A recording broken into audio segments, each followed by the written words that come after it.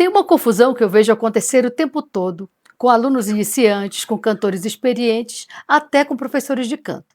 Pressão de ar e fluxo de ar. Muita gente usa as duas expressões como se fossem a mesma coisa, mas não são. E entender a diferença entre elas pode mudar completamente a forma como tu cantas e como tu falas. Vamos começar pela pressão de ar. A pressão de ar denota força. É a força com que o ar sai dos pulmões em direção às tuas pregas vocais. Os cientistas chamam isso de pressão subglótica, a pressão que existe abaixo da glote, antes do ar cruzar as pregas vocais e fazer o som. E aqui entra algo que talvez tu já tenhas ouvido, mas nunca tenhas compreendido de verdade: o apoio. O apoio não é a força bruta. O apoio é controle. É a tua capacidade de manter as costelas abertas, de permitir que o diafragma suba lentamente, muito lentamente, enquanto tu vais dosando essa pressão. Pensa assim: imagina uma torneira. A pressão é o quanto de força a água tem para sair.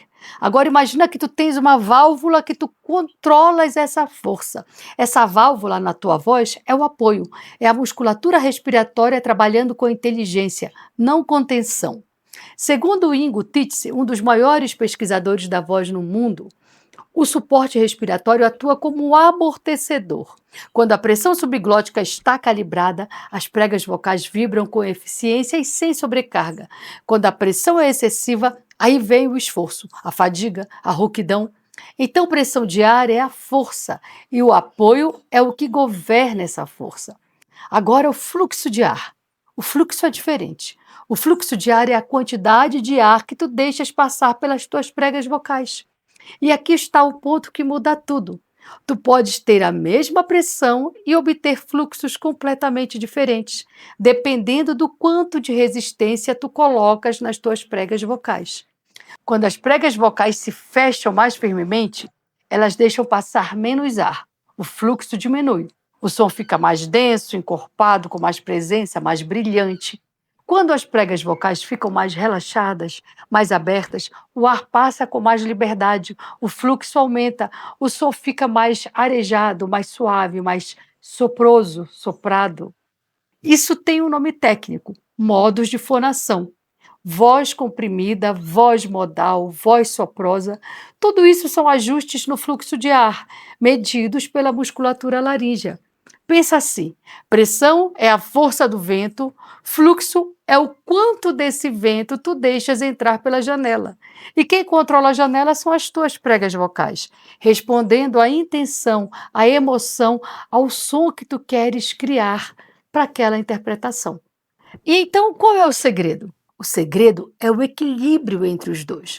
Uma pressão subglótica muito alta, com pregas vocais pouco resistentes, produz um som forçado, empurrado, duro e, a longo prazo, perigoso para a saúde vocal.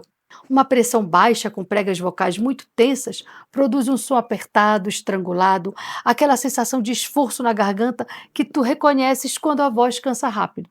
O ponto ideal, o que Titze chamaria de ponto de menor esforço, é quando a pressão subglótica e a resistência glótica estão em diálogo, quando se falam, quando se equilibram. E isso não se aprende na teoria, se aprende no corpo, se aprende na prática, se aprende na escuta de si mesma. Então aqui está um exercício simples e revelador.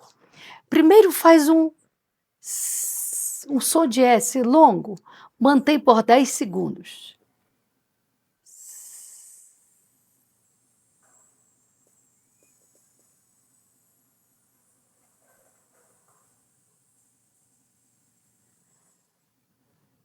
Agora faz um som de Z longo, também por 10 segundos.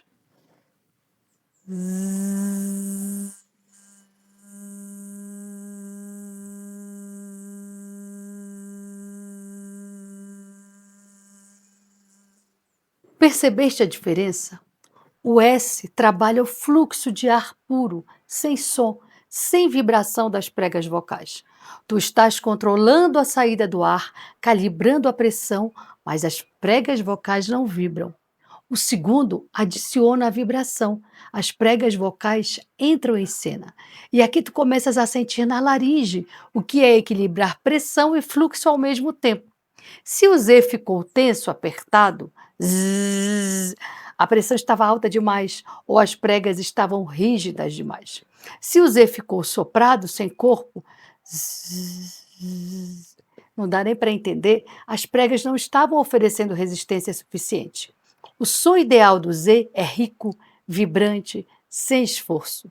É exatamente esse equilíbrio que queremos em todas as notas que cantamos e em cada frase que falamos.